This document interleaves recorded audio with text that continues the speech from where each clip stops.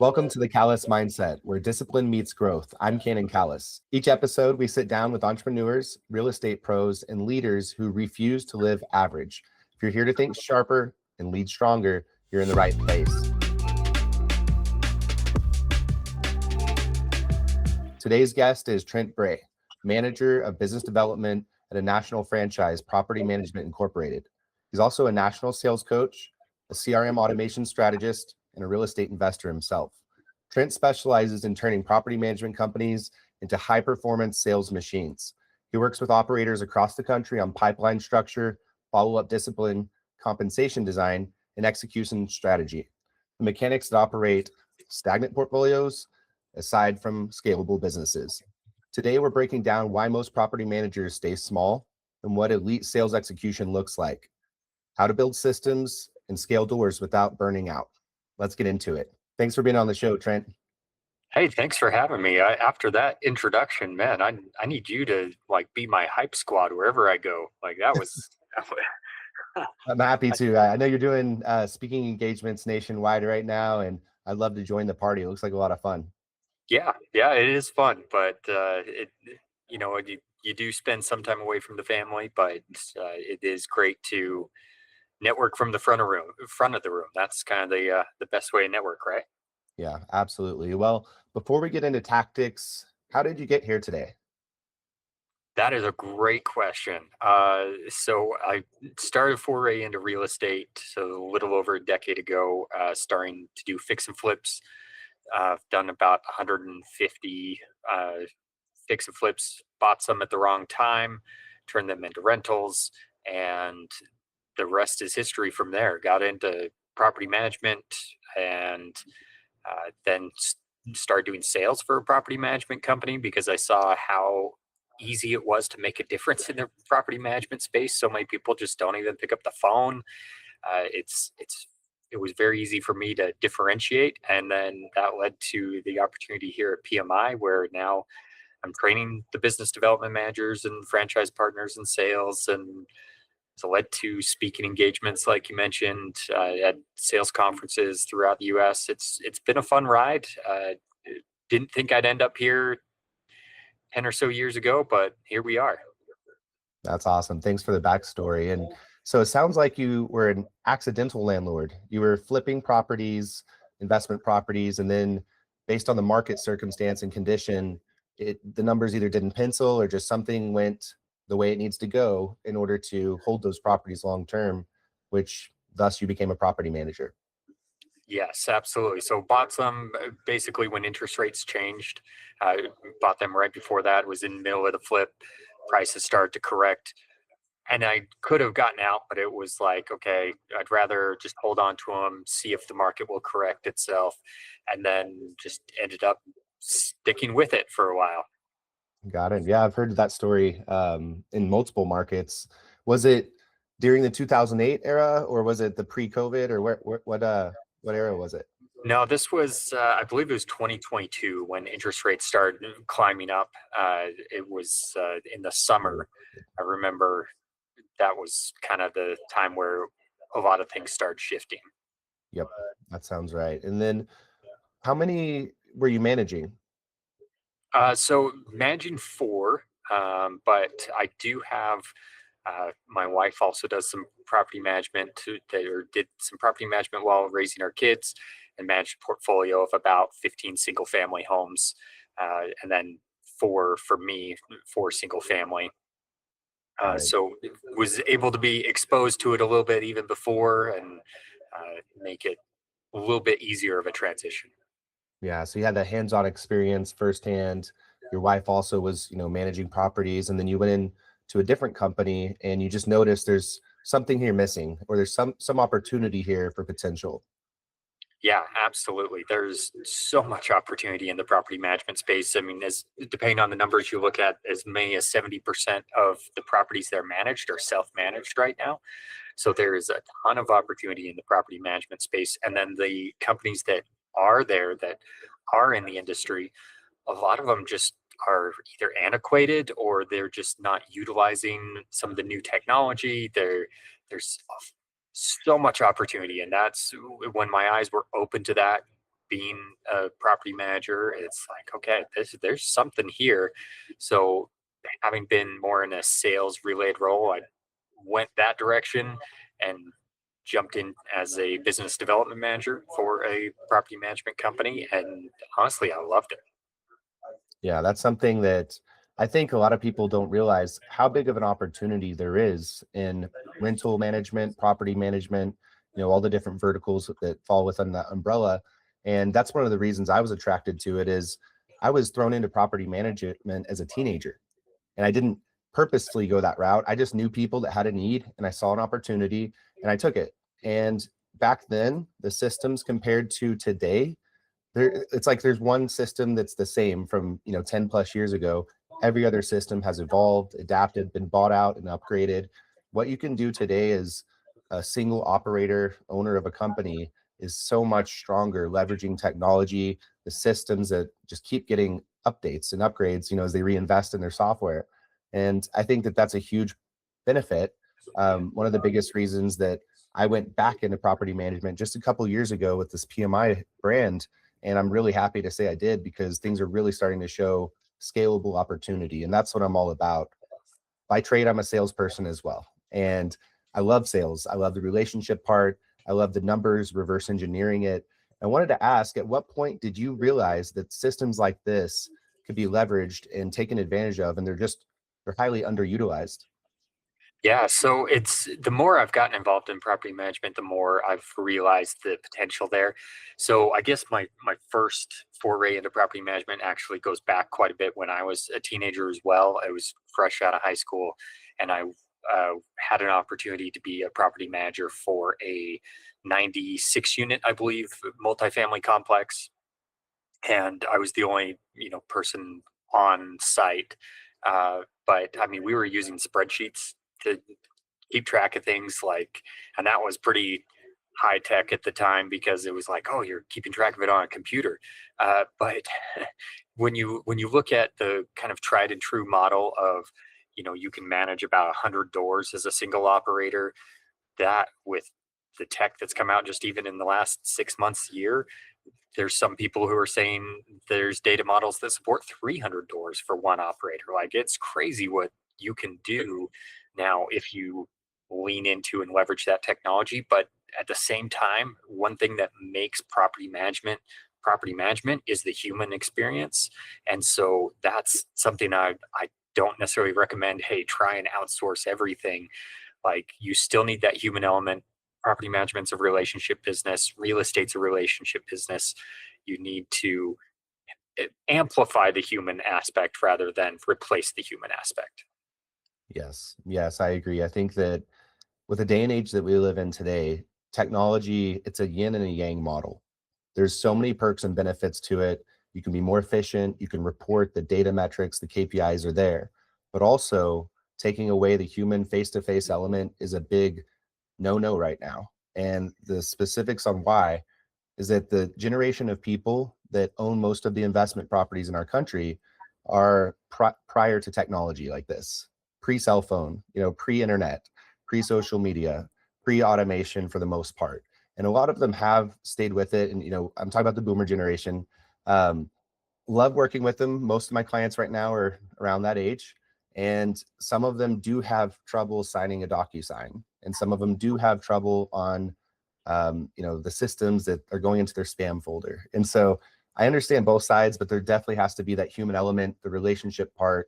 I can call you, I know you, I trust you, and that's how business really executes. So wanted to ask, what are some of the big mistakes that you see in business development that property managers are doing right now? So I think one thing that they're not doing, to reverse answer that question, is not utilizing video. Like, you talk about that human element, you need to amplify the human element. And or you've been in sales, who do people buy from? Those they know, like, and trust. Video allows you to get that know, like, and trust factor out quicker. So, like, your first email you send to them should have a video of your face on there saying, like, hey, I received your inquiry. I look forward to speaking with you on the phone. Like, just something to get them to know your face and your voice.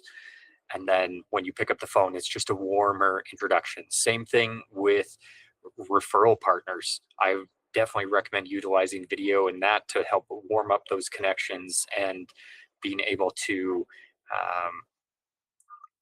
trying to think of the right way to say it, but basically establish that know, like, and trust factor quicker. So that's one thing, an opportunity that I don't see a lot of property management companies doing. And then the other thing is just going out there and shaking hands, being at networking events, being that consistent face. Like, I have so many people that I talk to that are great at going to one networking event and then they go to a different one. And then they go to a different one. It's like, no, you got to be consistent. You got to be that consistent face. People will trust you more if they know that you're going to be there each time that they come to this networking event. They're not going to just give you business because you showed up one time. Yes, I 100% agree with what you just said. And I want to talk about a couple of those points you just made, starting with the video. I have a subscription to video services on my real estate CRM. I started using it and I started getting more responses. I also embed a video automated in my immediate lead generate. Like when a lead comes in, there's a trigger that triggers an automation of an email to go out, introduce to me, myself to them, and also text them. So even if I can't take the call, which I try every time I can, but if I'm busy, they're still hearing from me exactly like what you said. Another point that you made that I think I might be missing is the vendor and the network type of videos where you're sending videos to stay in front of your partners, vendors, referral partners. That's a really great idea. And I think that's something I can take from this conversation and use it. When it comes to staying in front of people, I just got 2 leads in the last few weeks from an organization I joined last February. Hmm. So I 100% agree is you just keep showing up. You show up to the meetings, show up to the events, show up to the social events where you can talk more and not just be listening and educating yourself. And you'll get to meet the right people. And when the time comes, because it will, it's not a matter of if, it's just when. And when you keep showing up, one day it will be the day that you need to be there for them and they'll rely on you. And so I've got a handful of leads from NARPM recently, and it's only because I offer services that some of the other property managers don't offer here locally. And I just keep showing up and, distinctualize yourself by doing furnished rental management and not just vacant rental management. Or the home watch program was the other lead. People want to travel, but they don't want to rent out their home. A lot of people don't know what that is. It's just a new model that I'm blessed that I'm part of a network at PMI that has this as a revenue source. And I really support that. I really like those opportunities, and it differentiates yourself and it makes you a standout when no one else knows what you're talking about or what you're offering, but you can meet a need. So being that solution. The other is the Idaho Real Estate Investor Network. If you have an investor network near you, I would highly suggest joining it, especially if you're trying to get into real estate investment or if you're already in it. Just keep showing up and the right people will eventually have a conversation with you. I've got another fully furnished rental onboarding in the next month from that organization. So to see these happening after being there for, a year or so, or sometimes longer than that, it really pays dividends if you just stick with it.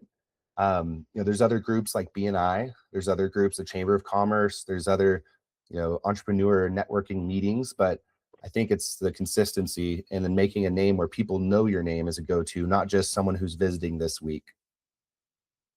Yeah, absolutely. And one thing I want to say, going back to the video real quick, is I've got some stats that I just pulled up from Vidyard. It's a 26% reduction in the sales cycle when you utilize video throughout the sales cycle, and an increase of close rates by up to 41%. So video is incredibly powerful in terms of those engagement rates, getting people to know, like, and trust you quicker. And then same thing, like you mentioned, with the networking events, being that consistent face. Yeah, it takes time, but that February lead is now paying off a year later. That February group that you joined, and it sometimes takes time, but in my experience, it tends to pay off sooner rather than later. Yes, and it's like a hockey stick growth. So it starts kind of slow, but as soon as it picks up, it doesn't just pick up at the same rate. It picks up exponentially to where you need to be ready to handle that business when it comes in. And so I think that's what phase that I'm in at my company right now. I, started in long-term rental management just last August. So, 7-ish months ago. And the first few months were slow, adding a couple door, like one, maybe two, couple months we had a zero, and, it's not great, but to just stay after it and keep building those relationships. Now I've just had 10 leads come in the last 2 weeks, and they're warm leads. They're not just maybe someone knows someone. It's they know who I am, they know what I do, and now they're calling me. And so I believe in that long-term vision. And I think that that's what sales is. It's not just transaction based. You can, some people are like that. They're not going to succeed long-term. It's the relationship builders, the connectors, and those who see that opportunity and can take advantage of it to help other people. And I think that's part of the Callis mindset. That's part of the idea behind everything that we do, is treating people the way they want to be treated and the way that we want to be treated as well. Absolutely. That's definitely a principle I live by.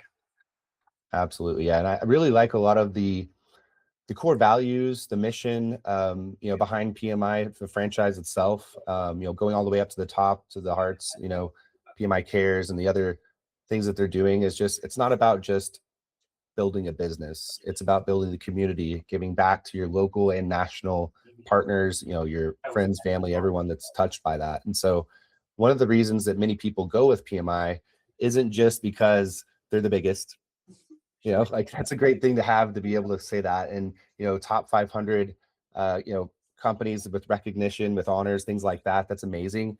But it's what you do at home too, and the doors that you're opening. And that's one of their mottos, is opening doors. So it's cool to be part of an organization, but it also comes out in their leadership. And, we met not even, I want to say even a year ago, and we've seen each other at different events in person, down in Utah. Hopefully I'll see you this summer or this fall in Nashville. Yep. We're going to work our way to get there, but I want to talk next about the systems and automation, not to just say what PMI offers, but what you see in general as, systematic approach, automation, some of the systems that are available today and what people should be automating. So I think people might see, okay, here's a shiny car. There's too many accessories. I don't know how to use it. Like, what's important to use, what actually works. Yeah, so having a CRM, a customer relationship manager, is going to be crucial. Uh, that's going to be a place where you can basically offload your brain. You can have those tasks in there that maybe you'll forget about, or maybe not remember down the road. I like to think of the automation side of it as a backup. So, for example, if speed to lead, incredibly important. Statistics show your chance of closing a deal drops by 400% if you don't respond in that first 5 minutes. So obviously, ideally, you're going to be able to pick up the phone as soon as the lead comes in and dial them immediately. Life happens. You're in the middle of a networking event. You can't break away. Family stuff happens. I get it. So in that case, I do have automation set up within the CRM where at 3 minutes, a text message that goes out and says, "Hey, I've received your information. When is a good time to connect?" Very simple, very brief. You're not trying to bombard them with information because the connection happens over the phone. That's where you actually make that connection. You're not going to make that connection by putting them in a cold drip campaign and hoping that you get around to them in 2 years. And there is a place for that for sure. But with a new lead, you don't want to have an extreme amount of automation, in my opinion. And other people may have other opinions, and that's fine. But I'll tell you that one of the things that I utilize the CRM for is, and we use Lead Simple here. There's a lot of great CRMs out there, but we personally really like using Lead Simple. What you can do is I would put notes in there. When I was doing sales, I would put notes in there. Every person I came in contact with, I'd have their pets' names, their kids' names, anything that I could take from the conversation. I put it in those notes so that the next time I call them, that note's right there. And it's like, oh, hey, I saw, your dog, last time we talked, your dog was getting surgery. How did that go? It's remembering those things that, yeah, I would have probably forgotten if I would have just relegated it to a post-it note. Even though I remember the conversation, as soon as they say it, it's like, oh, why didn't I think of that? But the one story that I love to tell that I of the power of the CRM is I had a referral partner that I was dealing with, financial advisor, really well connected gentleman. We talked for a while. I put kids' names, what sports they did, all that, put it in the CRM. But one thing that stood out to me is a story he told me about how he went to the Chicago Cubs World Series in 2016. They had a very long drought without going to the World Series. And he's a big Chicago Cubs fan. And he's like, all right, I flew out there, scalped a ticket for $1,000. Turns out it was fake. Had to scalp another ticket for $500. It was able to get in. And he has that ticket framed on his office wall. And for me, I was like, okay, I need to remember this. I wrote it down. And this was in the winter time at this point in time that I had this conversation. So I set a reminder in the CRM, hey, 1 month before opening day of baseball, I want you to order him something that is related to the Chicago Cubs. I didn't know what it was, but the reminder popped up and I was like, oh, yeah. I ended up ordering him some coasters of pivotal plays during that World Series. $19, very inexpensive, relatively speaking. And so I ordered those, and then another reminder popped up a few days before opening day of baseball season. It says, go hand deliver these coasters. And I did. I hand delivered them on opening day. And can you imagine what that referral partner relationship was like after that? Yeah. Wow. That sounds like the top of, using technology with human personal touch. That's like the perfect example of that. It's using technology as an enabler to help you remember things that are personally, fundamental memories, life-changing moments, something that's going to be a personal connection with them. And it's very thoughtful, actually. Like, believe it, like that's a very thoughtful experience and they're not going to forget that. So that's a great example. I think that a lot of times people try to use technology as a reason to bridge between people or to almost barricade or put a barrier there, rather than to get them closer to that. It's almost like an excuse of, oh, I don't want to make a call, or I don't feel like it right now, so I'm just going to click the button instead of picking up a phone. And so speed to lead is everything. 100% agree with that. Being in sales, and especially this type of sales where a lot of these are inquiries, we're spending money to get in front of people and we're spending time to get in front of people, but when they call, we need to answer, and not just answer in a generic way. Like, if we could take notes, knowledge is power. And in sales, it's ammunition to use, not in a negative context, but to, really go to battle and make sure that you're winning that business because you deserve it. And so some of the automations are cheesy, corny. I've seen some, not yours, but I've seen a lot of people's, and some of the ones that are in the other systems for other times I'm a customer or a client. And I think some of them are missing that element of still treat people like humans. Like, we're not just a number. A lot of big companies do that, but that kind of leads me to the next idea: is complexity killing performance, or is it, enabling it, but some people just don't know how to utilize it? That's a good thought. I think a lot of people, there's so much technology that it enables the complexity. And I'll tell you, I get involved in this too. I see some of these things and I'm like, oh, shiny object, I love it. So I was actually talking to a franchise partner who's very similar to you in terms of time frame, being with PMI, and they're struggling a little bit more. They're having trouble coming up with the doors. And so they reached out. They're like, hey, what am I doing wrong?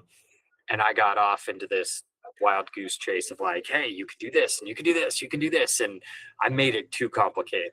So what I did is I sent him the video, and then I was like, wait, that wasn't the right thing to do. I took the video, threw it into AI, and said, okay, let's break this down. What's actually going to move the needle for them? And it came back to, okay, yeah, you gave me all these ideas, but you even said in this video, the number one thing that's going to get you doors is relationships, and meeting with real estate agents, meeting with property owners, going to the networking events.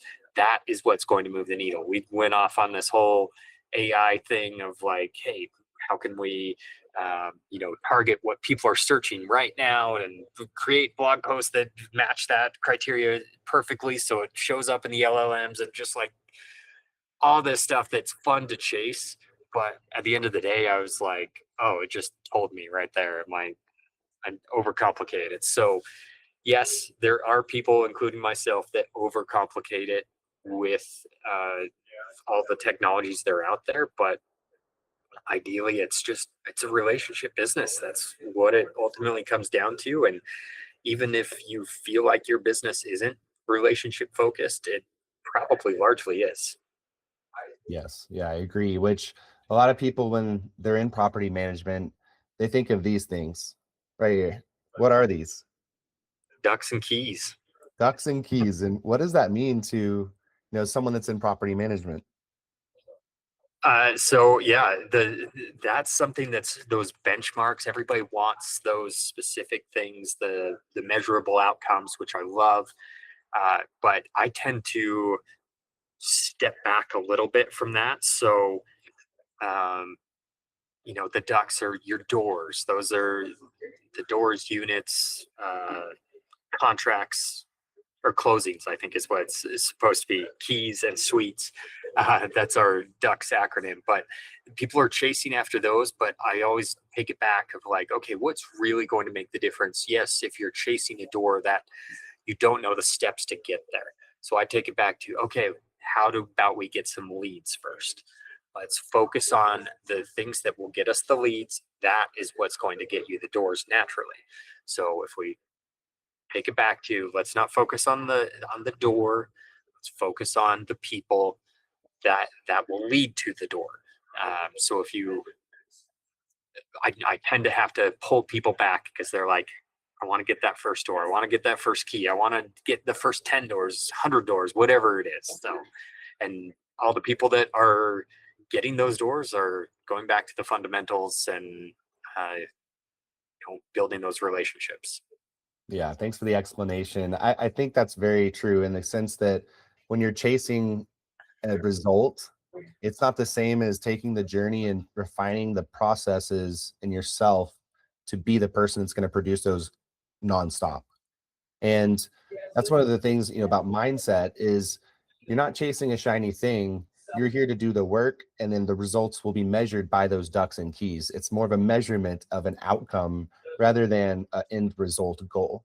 And the numbers, they're just verification, telling you that you're doing the right thing. Yep. That you can adjust accordingly. But yeah, that is, you explained it better than I could. No, that's perfect. So I want to go next into investor psychology. So, you've been a hands-on investor, you work with investors every day. That changes how you sell. And I've noticed that too, is that going from just strictly an individual contributor on, individual sales to teams of sales for a product that I don't own to now it's personal. Now it's my business. And so it does change things a bit, but I want to ask about, from your perspective, what do investors really care about, and which converts better, ROI or peace of mind? That's a great question. So I will say one thing that's kind of a common misconception amongst investors is that they're not emotional. Yes, there are some that have less emotion tied into it, but I mean, this is something that they're expecting an ROI aspect out of it, and that gets emotional to them. It's not necessarily that they're tied to, oh, kid took their first steps in that living room or anything like that. It's tied to, hey, I could have deployed this money elsewhere, and now we're not getting the same result. Yeah, that can get to be an emotional situation, but uh, investors in general, they care more about the numbers, sure, but those numbers can be looked at in different ways. It doesn't have to be a straight ROI. It could be a opportunity cost. If you're trying to get in with a specific developer or something like that, you may have to play the game and buy one of their entry level properties to be able to get access to some of their other properties. There's definitely opportunity costs that you can factor into that. And sometimes you have to explain those in a way that, this is what we got to do. yes, we're going to take a short-term loss on this for a long-time gain. There's lots of different ways to approach it, but I think the biggest thing is you've got to be able to. And one thing we're big on here at PMI is the Franklin Covey, the 7 habits of highly successful people, and so you've got to start with begin with the end in mind. That's one of the 7 habits there. So you've got to understand, okay, what are we trying to accomplish long term, and then let's reel it back from there. Yes, if this property doesn't get 10% ROI, okay, but there's an opportunity coming up in the market right now. If we sell it only 5% ROI, we can then get into something else. So as long as you start with that end in mind, it helps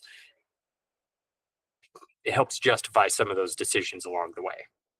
Yeah, I agree. And I think that real estate investment and investment in general can get really layered or complex very quickly, especially when you realize which direction money is going, which direction tax incentives are going, who the parties and stakeholders that are involved. There's a lot of complexity to it. And if you're a strategist or if you're very intuitive, you can pick up on that and you can realize here's what's really motivating the different parties, the different decision makers, and just asking the right questions to get the answers out of them. Because sometimes people will say, price is the reason I'm not buying. But truthfully, that's just a deflection. A lot of times it's really, you need to dig deeper and get to the fundamental chords that you need to pull in order to actually understand their mindset, what they're going through, and then maybe even predict things that they don't see and show them that you know that. And then it's almost a trust building exercise, building that rapport and just getting to the real truth. Because a lot of times sales is a psychological game, right? It's back and forth like negotiation and here's the strong arm, or here's what I'm saying in order to get you to respond this way because I know that already. There's a lot of weird things to it. We try to stay really straightforward and transparent with what we do in our businesses. But I worked, in software and other companies, even in healthcare back in the day, and there was a lot of bureaucracy, a lot of red tape, a lot of pointing fingers of it's their responsibility, not mine. And it could be the same way when you're getting into larger deals in property management and real estate. So I think, both of those will go well if you really know what's going on. So the next thing I want to discuss is leadership and performance. And this isn't about tactics. It's more about, what separates successful salespeople and business development managers from the average, or, what makes people stand out to, rise to the top. And I think it might be, complex, but also could be really simple. I'm just curious what your take is. Oh, I think it's actually very simple. One is going to be being consistent, doing what you say you're going to do, and then just keep showing up. Take every no as a not yet.